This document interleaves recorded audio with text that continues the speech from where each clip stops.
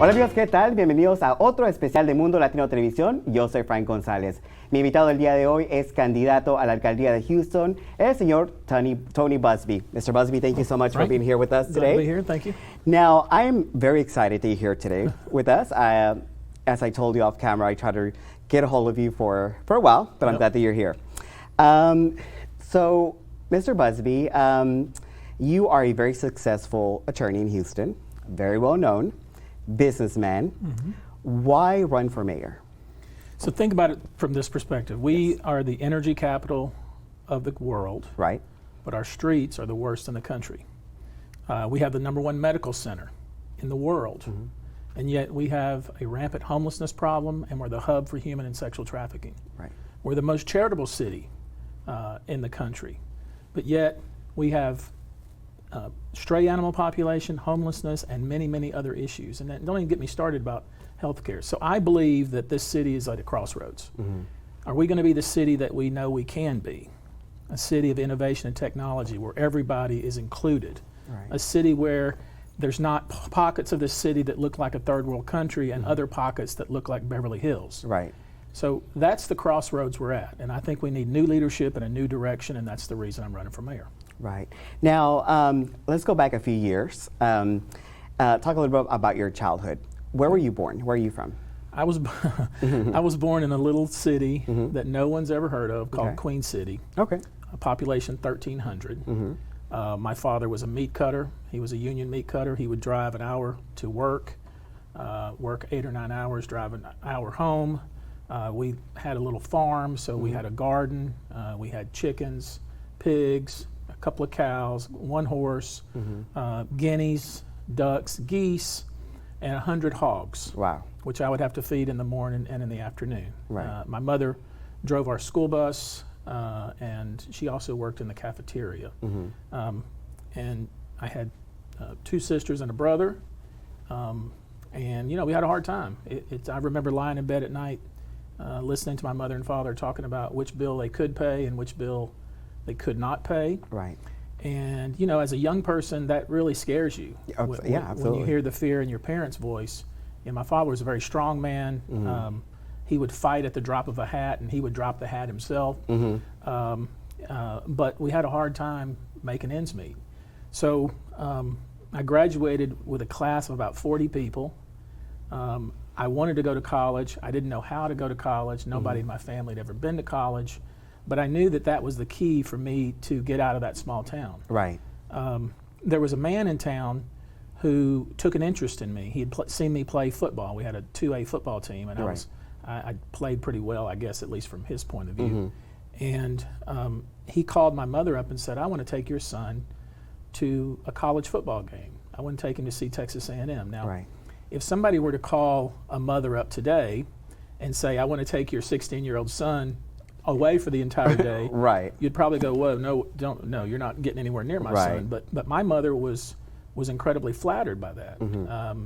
She was really flattered. So she said, yeah. So he came by and picked me up at 8 in the morning, drove me to College Station. I saw Texas A&M play Arkansas. First live football game I had seen that I hadn't played in. Mm-hmm. I got to see the Corps of Cadets, which is one of the big institutions at A&M. I got to see the Texas Aggie Band. I mean, it was just like, wow, I'd never seen anything like this. So when I got back to my town, I was just trying to figure out, how am I going to go to college? I mm-hmm. really, really want to go to college. And I was able to get a ROTC scholarship that allowed me to, that paid my tuition, books, and $100 a month, which is what I lived on mm-hmm. In college. When I graduated, of course, I had to serve in the Marines, which mm-hmm. I gladly did. Right. And I was commissioned a lieutenant right about the time that Desert Storm began, when Saddam Hussein invaded Kuwait. Right. So right after the end of my infantry training, I was deployed, and I spent the next four years, with the exception of 4 months, all over the world. Wow. Leading infantry Marines and leading recon Marines, mm-hmm. Places all over the Middle East and also parts of Africa. Mm. And so when I decided I was married and I wanted to have a kid, and the military life, since I'd only been in the country 4 months, that's really hard on a family. I decided that I want to go to law school. And so came here to Houston, went to law school, and the rest is pretty well known. Most people don't realize that a lot of people are born with a silver spoon in their mouths, Right. or they're born on third base and they thought they hit a home run. Right. I was born with a plastic fork in my mouth, and I've never forgotten that. Right. And that's why, for the past 25 years, what I've done, for the most part, is represent working people, people who do the heavy lifting in this country, refinery workers, construction workers, petrochemical workers, offshore workers, blue water seamen who have been injured, killed, blown up, burned, and also people who have been discriminated against, Right. and have been fortunate to have done well in that. And I'm glad that you mentioned that, and I think it's very important to let the viewers know about your background. You had a mom who worked in the cafeteria.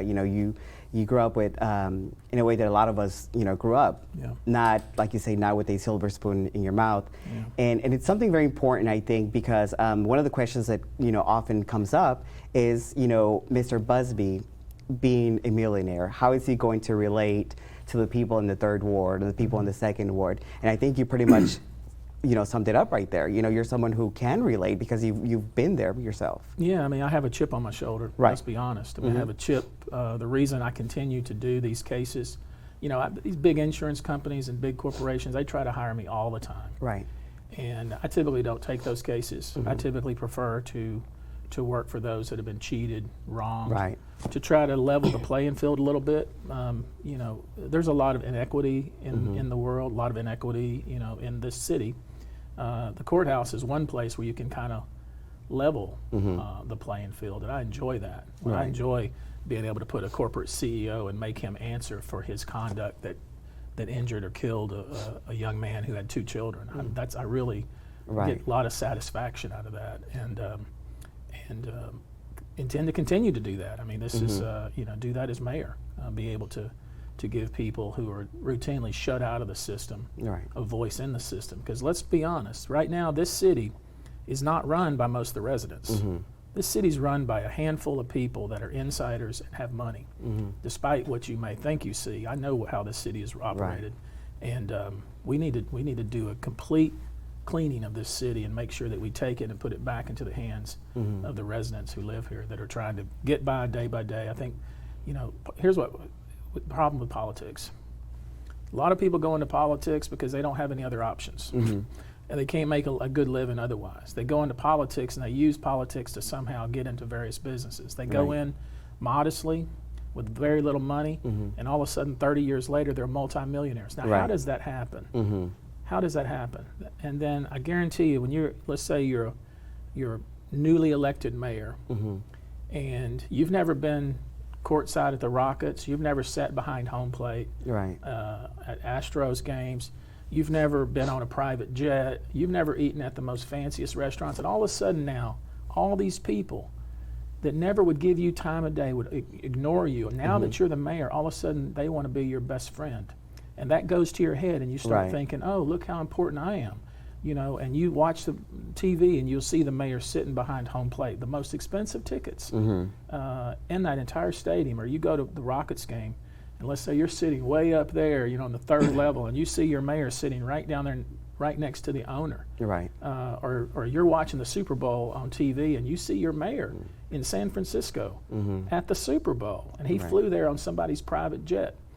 A lot of these politicians, they get drunk with that feeling of importance, and they forget completely where they came from. And so when people talk about, well, yeah, you've been successful, but I've done all those things. Right. I don't care about them. Right. If I had to wake up tomorrow and didn't have any of that stuff, I know, because I've done it all, how unimportant it really is. As long as I have my 4 kids Right. and a means to make a living, that's all I really care about. So when I'm the mayor, all these fat cats that come in and think they're going to try to influence me, hey, Tony, I want to take you to Mastro's, a fancy restaurant in Uptown. I'll say, you know what, I've been to Mastro's, not too impressed with it. I think I'll eat here at my desk. Right. What is it you actually want from me? Or, Tony, we want to take you to a Rockets game. I said, if I want to go to a Rockets game, I'll take my children to a Rockets game. I'd prefer to be with them than you. What is it you actually want from me? Right. And this is the problem with politics, and that's why I've continued to talk about it over and over, that this city is not being run by the residents. It's being run by a handful of people, and that's the number one thing that I intend to change. Right. Now, one of the things that that I thought to myself was, you know, Mr. Busby, a successful lawyer, businessman, has done very well for himself. He doesn't need the job as mayor because, you know, he financially he's very well off. Yeah. He must want it for a reason. Yeah. And that reason, like you said, you know, is to fix our city, you know, do something for our city. And I think that's something that's very admirable, something that I really admire from you. Now, let's say in November, you win the election, right? What are the top 3 things that are going to be the first things that you jump on, that you say, you know what, this is what I need to do immediately? Can I give you 4? Absolutely. Okay. First off, we have to put more police on the streets. First off, I think a lot of people, there's a lot of people. I've talked to 25,000 people personally, just like I'm speaking to you, over the last almost 12 months. And the number one concern that I get is crime, and that crime is underreported. A lot of the petty crime is never reported. Like somebody breaks into your car, you're going to wait 3 hours for a cop to come make a report. You're probably just going to go and make your insurance claim. Somebody steals a package off of your front porch, you're probably not going to report that. A lot of times when people get their homes broken into, the cops don't even come out. They just simply do a telephone report. And we know violent crime is up. So of the people I've spoken to, crime is the number one thing. Now we have about 44% of our police officers are assigned to patrol. That's 2,300 police officers. We should have probably 1,500 more. And I'm not talking about going out in the neighborhoods and you know, frisking people and causing people problems. I'm talking about just having a police presence so people feel safe. What about the woman on the East End who has to walk 2 blocks to her bus stop so she can take the bus? Doesn't feel safe. The bus stop is not covered. You know, those are the things that we have to make people safe, because if you don't, it doesn't matter how great your parks are. It doesn't matter how great your libraries are. You could have the greatest festivals. You could have the greatest farmers market. But if you don't feel safe, you know, that's where it all goes back to. So that's number one. Number 2, we have got to get serious about flooding. I mean, we've got to get serious. Flooding is starting to damage our national brand. I've talked to many people who have been flooded now twice in about 6 months, who tell me, I'm thinking about selling everything I have and just leaving this place.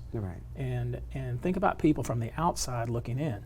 Why would they want to move to Houston if all they ever hear about is every time there's a heavy rain, it floods? So we've got to do something about that. I'm going to do something about road maintenance. I mean, I think our roads are just absolutely terrible. Terrible. And I'm going to pay the firefighters. And I want, some people will look at it and say, well, wait a minute, you know, I don't like this parity between police officers and firefighters. Remember, the voters voted, 298,000 people voted in favor of paying the firefighters equal to the police officers. And that is tied up in court now. They've been litigating that in court. It's cost the city $7 million so far. And here's the practical reason. Lay aside the fact that the voters voted for it, which we should absolutely support the will of the voters. But think about it from an economic point of view. It takes us $3 million every cadet class to train a firefighter cadet class. They go out to their fire stations and then they realize, you know, I'm getting paid $10,000 less than I get paid in San Antonio or Austin or Dallas, or even a place like Memphis are paying their firefighters about $10,000 more than we're paying. So we spend all that money training these young men and women, and they leave us. So we have to get them that raise. We have a lot of other problems, but since you gave me 4, I want to stick to 4. And we are talking about people who are saving lives, so absolutely. Now, Mr. Busby, we're going to go on a quick break, so we'll be right back. Amigos, no se vayan, continuamos con más de este especial de Mundo Latino, no le cambien.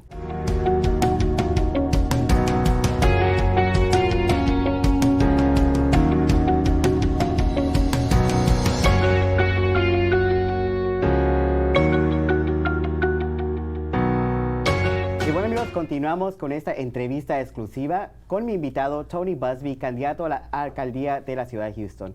Mr. Busby, thank you so much for being with us today. Now, before we went on break, we were talking about the 4 things that you want to do as mayor once you win in November. Now, one of the biggest problems that you talked about in Houston is crime. Yep. You know, we see a lot of the homeless camps downtown. You also mentioned how in Houston we have areas that look like Beverly Hills, areas that look like third world countries. Right. And we see that coming from the airport. I mean, just getting on 45 from Javier Airport to downtown, you see that. What do you think needs to be done about the homeless problem that we have? I know that we have, because I volunteered a lot in the homeless shelters, I know that we have different homeless shelters, we have programs, we have places where people can go and get their life together, but yet we still see the problem getting bigger and bigger. We see people living under the bridges, in downtown, parks. What do you think can be done to fix that once and for all? Yeah, well, first we got to start off with the problem. We have to be honest. Right. You see what I see, which is every major artery in and out of the city of Houston. Right. There's homeless camps. There's tents everywhere.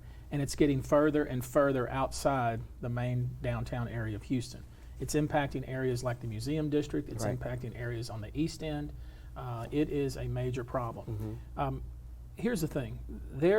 Despite what the city tells us, the city has told us that over the last 4 years that we've reduced homelessness by 53%. Well, that just is not true. Here's what they're doing. They're going out and they're counting people when they know that they're not in the camps. Because there's a significant portion of those people that live in the tents that you see who actually have jobs. Right. And so they'll take their backpack, which is all the stuff that they are most valuable, leave their tents, they'll come back, and they've already done the count when they get back. So the city is manipulating the numbers to try to convince us that the homeless population is being decreased, but in fact we can see that it's getting worse. So how do we do or fix this problem? Think about it. You know, like I have, I've worked in that area for a long time. There's a lot of very good people with very good hearts, a lot of good charities, a lot of churches who are working to help the homeless. But we have to be firm too. Right. You know, some people say, don't want to be helped. Well, that's fine if you don't want the help that we're here to provide you, but you can't camp out anywhere you want. I'm sorry. Right. Can't let you do that because you're encroaching on other people's use and enjoyment of their own property, and you're also making the city look very, very bad for people that visit or for people who are just trying to walk their dog and being accosted, people that are trying to, push their baby carriage to take a walk, people that are living in their homes and a block up, there's a big camp. So we have to be very compassionate. Don't get me wrong. We're not going to be, put people on a bus like this mayor did and bus them off during the Super Bowl. We're not going to do that. Right. But we are going to have areas across town, 6 or 8 areas. Remember, the city of Houston owns about 3,000 properties all across the 664 square miles of this city. And so we're going to have areas where these charities can provide their help. So that all these folks that are living on the streets know this is where you go and get your help.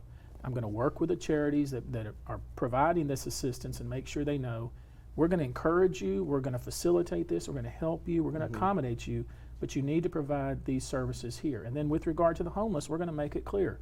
Look, we're no longer going to allow you to basically sleep or camp anywhere you want. We can't do that. We just can't do it. We'll provide better services and more concentrated services if we're a little more firm, but also compassionate. Right. So that's one part of it. I want to be clear about something else. Panhandling and homelessness are 2 completely different things. Right.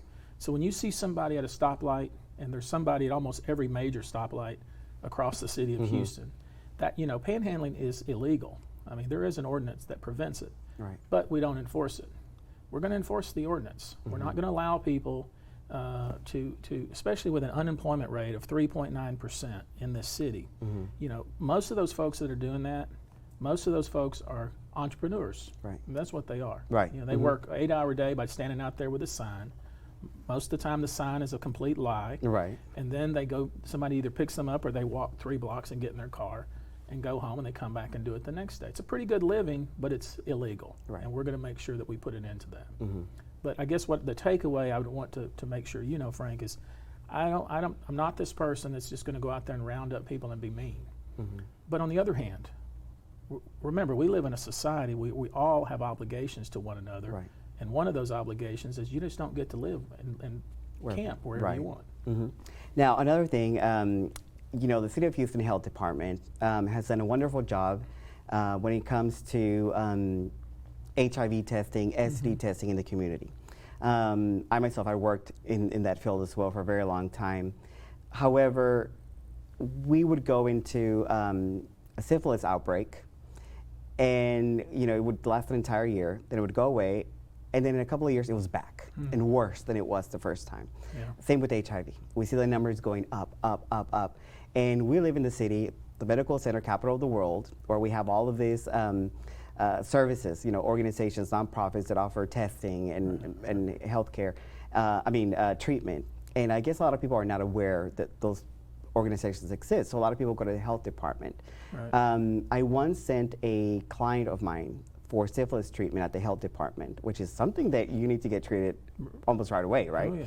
So they had to wait days just to get an appointment, and I'm not sure if they paid something or not, but a lot of people can't afford, that kind of treatment. Right. What are your plans once you become mayor? What do you plan to do with the health department? Well, first off, I want our health department to provide more service to our veterans. Yeah. Number one. There's a lot of the services that are provided that aren't offered to veterans, Right. and we're going to fix that. Secondly, I want our health department to work more closely and more coordinated with the nonprofits that provide this help. One of the problems I think you just highlighted was people don't know what's available out there for them, and the reason they don't is because the leadership in this city has not done a good job of coordinating all the nonprofits to work along with the city, and that goes with whether it be the stray animal population, homelessness, all these kind of issues, Right. human and sexual trafficking. Right. There are so many good charities that provide HIV testing, for instance, or STD treatment, for Right. instance. And they all should be working together under the umbrella of the city, and the city leading that effort and coordinating that effort. Because there's no way the city can do it all by itself based on budgetary reasons. You're right. But we can engage the nonprofit and charity organizations and make sure we're all working together. And I'm sure if Yes. you've worked in the area, you know that there's kind of like a silo mentality when you're working with a nonprofit. I worked Right. with a nonprofit with homelessness for about 8 years in Galveston called the Jesse Tree. And Right. what we were trying to do is convince all the other nonprofits to buy into what we were doing. We had developed software, so when we went out on the street and we engaged somebody who was living on the street, we would put them in our software, and then our software would spit out all of the services that they were entitled to, tell them where they would go, what they would receive, all these things, whether it be churches, all the different services that they may be entitled to. We could print that out and give it to them. Right. And we had a central system, which we were trying to get the county of Galveston to buy into, because that's really what the county or the city should be doing. And that's the kind of thinking that I have about Right. that particular issue and many of these other issues that you really need to have a public-private partnership to really make a dent in some of these areas. Right. Now, we all know that the mayoral elections are supposed to be bipartisan, right? Well, they are for the most part, but we know in reality, which candidates lean to what side from history. A lot of the questions that I was getting from my viewers were related to immigration. And I know that a lot of it is mostly at a state and federal level, not much city. Right. But something that was very controversial, as you know, were the ICE raids, and whether the Houston Police Department was going to be involved or if it was not going to be involved. How do you feel about that? How do you feel about the police department? I want to. This is a good question because of all the people, when I talk to them, invariably this question comes up. Right. Let me start it with sanctuary cities because that's the question that's Right. always asked. We need to make sure that we know what the definition is of a sanctuary city. Now, the definition of a sanctuary city is a city such that if you're arrested and you're processed and your name is on the ICE hold list, that city will not turn you in. That's a true sanctuary city. Right. Okay? We're not a sanctuary not. city Right. because if you get arrested and you're processed at the county and your name's on that list, the city of Houston will turn you in. So that's one issue I want to make sure, because people ask about that, and are you for or against sanctuary cities? And I'm not for sanctuary cities, but we're not a sanctuary city, so that's just a moot. Some people, there's people out there, not me, but there's people out there that would love to have our police officers inquiring as to everyone's immigration status. Can you imagine what kind of city we would be? Oh yeah, be like some kind of police state, yeah. right? We're not going to have that ever. Going to have that. Right. There's some people that would, if you're suspected of doing something, they believe that the police should be able to stop you and inquire as to your immigration status. We're not going to do that. Right. Okay. What we're going to do is just follow the basic law, which is if you are arrested, which means there's reasonable and probable suspicion that you committed a crime, and you are processed, then we are going to have to turn you in. Now, as far as the ICE raids, I don't have a lot of control over that. Right. That's a federal issue. And for me, I guess it would be, remember, my biggest problem that I have with the Houston Police Department is we don't have enough officers. Right. So if I don't have enough officers to go out and attack violent crime, solve violent crime, robberies, murders, rapes, I don't think I'm going to be spending a lot of time, working hand in hand with the federal government, doing something that's only going to put more people in our jails that are already overflowing. So I want to make sure we're clear about this too. Murders are up 11%. Rapes and sexual assaults are up 68%. I believe petty crimes are up, despite the numbers don't really show that. We have 23,000 gang members in the city of Houston. Let me make sure everybody hears that number. Yeah. 23,000 gang members, which means we know, and they're documented, meaning we know who they are and we know which gang they're affiliated with. They're in the system. Okay? I'm not going to have my police officers, who were already 1,500 short, out there trying to pretend like that they're Border Patrol. They're not. Right. They're out there to solve crimes. They're out there to prevent crime. Right now, with 23,000 gang members, we have 2,300 police officers. Think about that on the street. That's a 10-to-1 ratio. We are incredibly outnumbered, and a lot of the crime that occurs in the city of Houston is somehow either gang-related or affiliated with gang activity. Right. There was one of my and just so people watching this, because I think it's important to because there is a lot. People want to make this a national election. Right.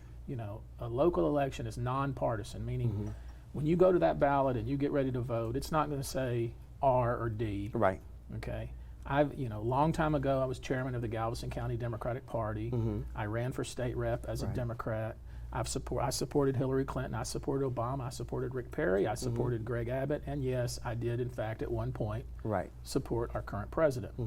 But this is a nonpartisan race. But if people want to know what I think about immigration, like what really I think about it, I'll give you a couple examples. Sure. There was a young man that came to me about 19 years ago, and he had been working under a fake Social Security number. And he came to me and said, "I'd like to work for you." And I said, the first thing we're going to do is get you your green card. Right. Because if I'm just going to, that's the rules. Right. And I got him a lawyer and got him a green card. Luckily, back then, 19 years ago, it went a lot faster than it probably does now. And I was able to get him his green card. And then when he became eligible to become a citizen, I kicked him in the butt, kicked him in the butt to encourage him to take that test. He was scared to take the test. I got him a tutor to help him take the test. He took it once, he failed, missed one question too many. Tutored him a little bit more, and now early this year, he was sworn in front of his 2 children and his wife as a U.S. citizen. That's how I feel about immigration.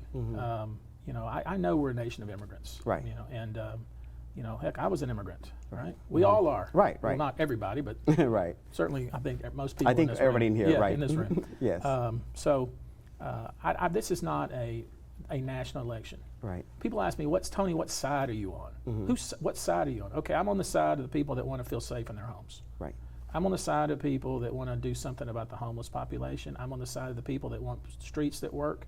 I'm on the side of people that want to do something about flooding or help those people who were damaged from the last flood. That's the side I'm on. Is that Democrat or Republican? I don't know what that is. All I know is that's the side that Houston is on, and that's what we should be focused on. Our current mayor wants to make this a national election. He wants people to look at it from a Democrat or Republican point of view, and I reject that. Right. I'm going to look at it from who do you think amongst the candidates will do the best job, will be beyond influence of corporate donors, PACs, and cronies? Who has the backbone and the will? Who has the record? How many of these candidates ever served in the military? When's the last time there was a United States Marine that was ever a mayor in the city of Houston? Never. Right. When is the last time there was a veteran that was a mayor in the city of Houston? 30 years ago. Career politicians are ruining our city. That's why I'm running for mayor. Excellent. Mr. Busby, we're going to go to a quick break and we'll be right back. Amigos, no le cambien, continuamos con más de esta entrevista exclusiva con el candidato a la alcaldía, Tony Busby. No le cambien.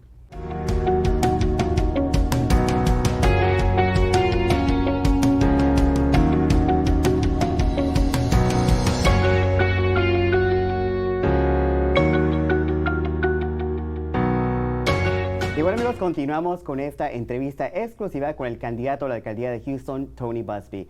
Queremos recordarle que la elección es el 5 de noviembre y con las votaciones tempranas comenzando el 21 de octubre. Just wanted to remind our viewers that election night is November 5th and early voting starts on October 21st. Now, Mr. Busby, before we left, we were talking, we really got into this. It was very interesting. Now, I wanted to ask you, how do you plan to attract the Latino vote? What are your main points which are going to get you that Latino vote? I think it's everything I've been talking about. Right. I think we're all in this together. Yes. I think we're all in the same boat. We want a school that our child can go to that gives them a chance to be successful. We want to make sure our home is safe. We want to make sure our streets are safe. We'd like our homes not to flood. Right. Right? We want to prepare for the last flood. I guess most importantly, I'm not taking campaign donations, and I'm not taking the salary either. I'm going to give the salary away. It's going to be really fun to me to every month bring either an individual or a charity that I think is one that we all should support up on a stage and have a little presentation and give them my check. I'm really going to enjoy that. I've been doing stuff like that. Trying to set example, honestly, for my children, because I really believe in the importance of giving back. But as far as reaching out, I just want to make sure that the Latino community knows that I want to earn their vote. Right.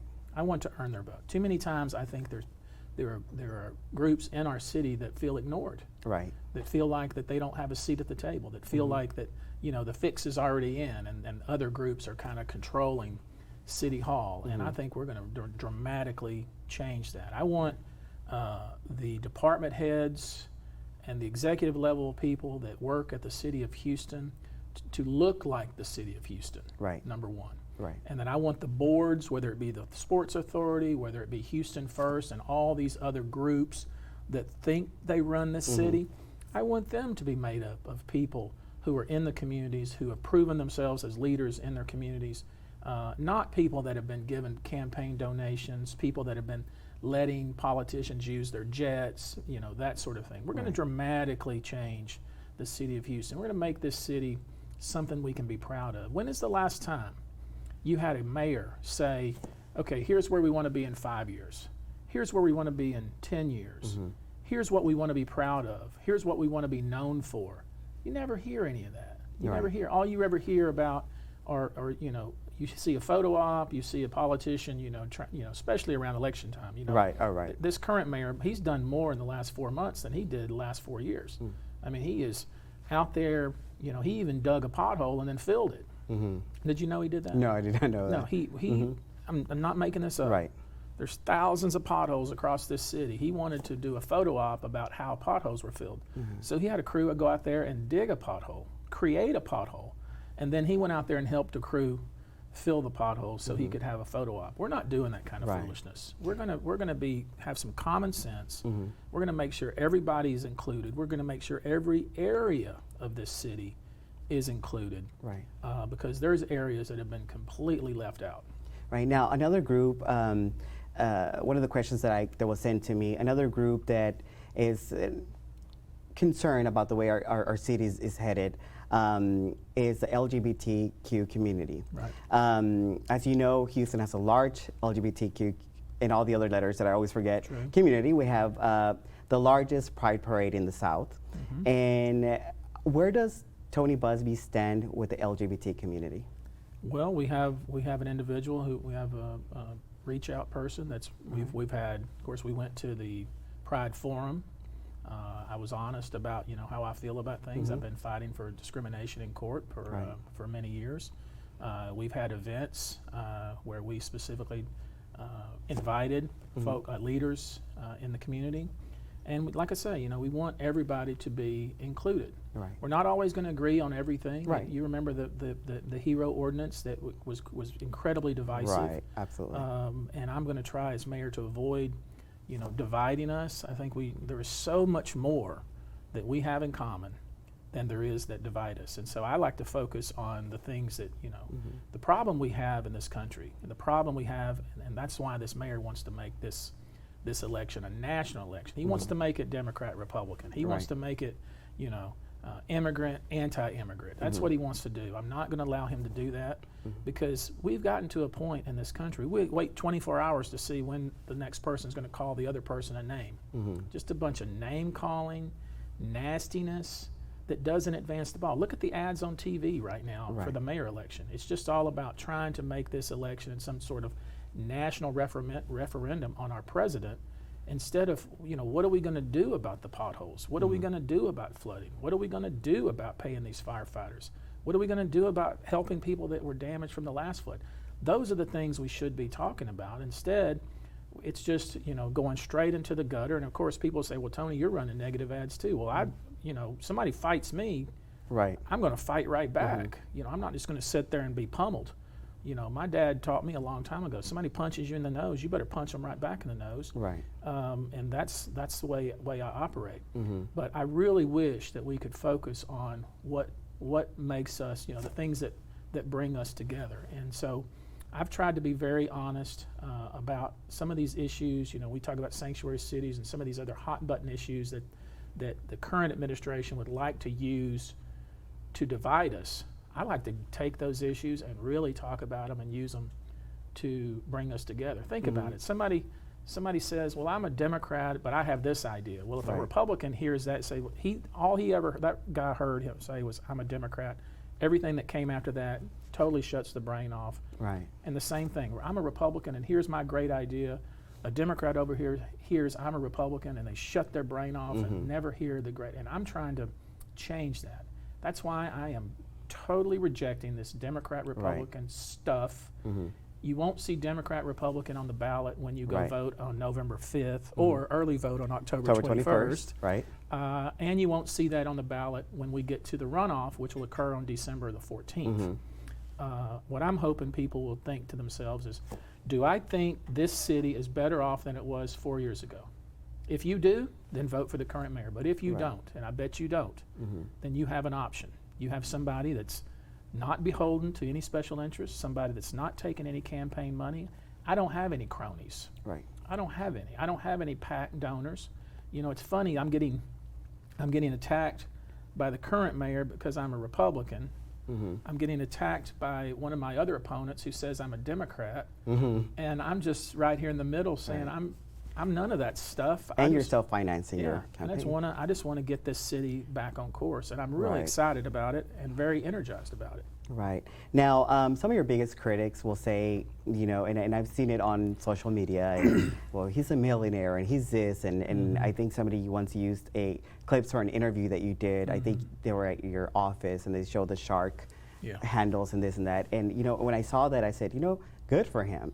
It's a great example for anyone, not just for kids, but for anyone who's out there struggling.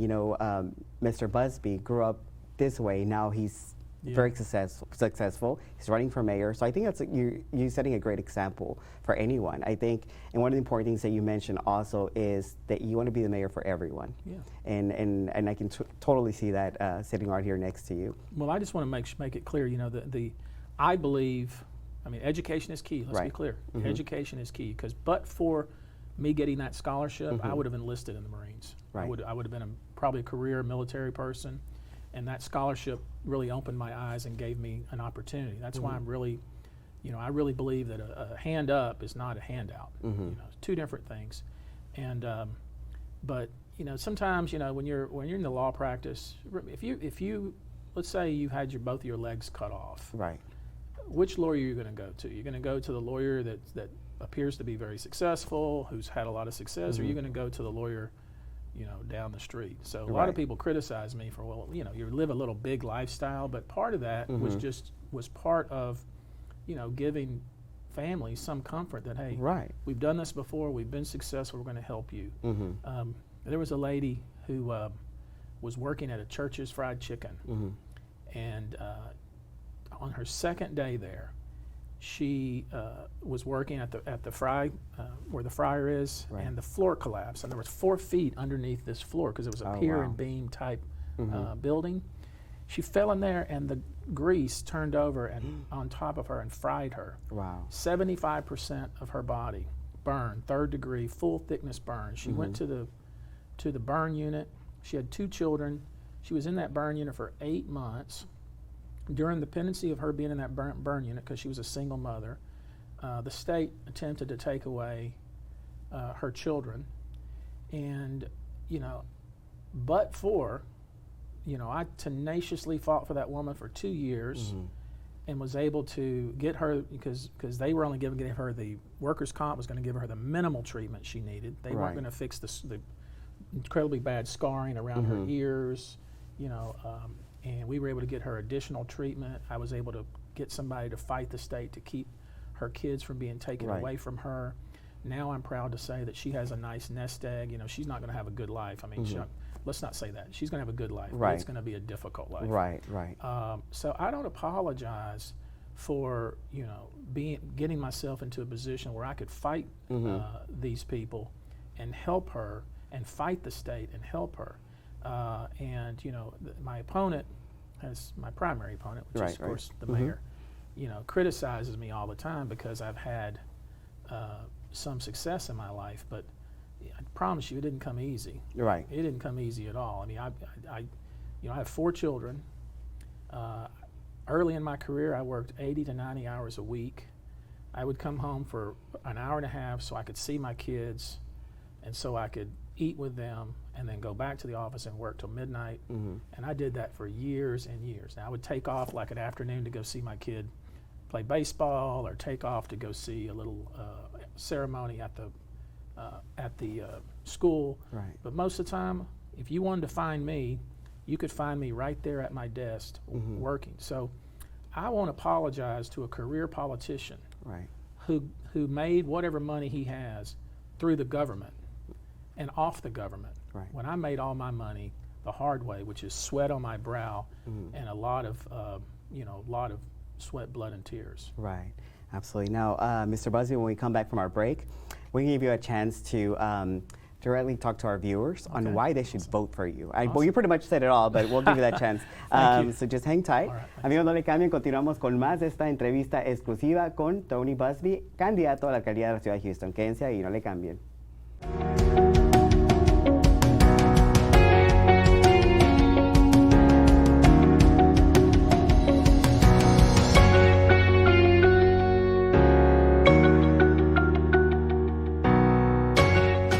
Estamos de regreso con mi invitado del día de hoy, Tony Busby, candidato a la alcaldía de la ciudad de Houston. Mr. Busby, thank you so much for sticking with us. Now, I wanted to give you the opportunity to speak to our viewers right now on why they should vote for you. So, the most important thing, why Tony Busby and not the other candidates? We are at a crossroads. If you're concerned about your safety, if you feel like this city is not safe, if you feel like that the next flood you may be damaged, if you feel like that enough has not been done for the people who are injured or damaged by Hurricane Harvey, if you feel like the roads should be a lot better, if you feel like the firefighters should have the raise that they deserve, if you don't feel like this city is going in the right direction, then I ask you to vote for me, Tony Busby. I am a United States Marine. I'm a problem solver. Marines are sent in when the country is in trouble. I would suggest to you and ask you that if you think this city is in trouble, send in the Marine. I will represent you and make sure everybody has a seat at the table and everyone is represented. Thank you very much. Now, this question, like I mentioned, we have quite a tough question for you, and I kind of hesitated to ask you this, but I don't think he really did. And I cleared it with our boss here at the station, and he said, you know what, you do it. Okay. So, Mr. Busby, what do you prefer, hot dogs or tamales? By far tamales. There you That's go. too easy. There you go. There you have it. That's too easy. Tony Busby prefiere los tamales. So there you go. Yeah, Mr. awesome. Busby, thank you so much Thank you, for Frank. spending some time with Appreciate us it, today. I man. really Yep. appreciate it. Awesome. And we wish you all the best of luck. You had me a little scared at that last question. Not at all, not at all. Y bueno, amigos, muchísimas gracias de quedarse con nosotros. No se olviden de votar el 5 de noviembre para al alcalde, y también las votaciones tempranas comienzan el 21 de octubre. Nos vemos muy pronto. Hasta la próxima. Cuídense. Hasta luego.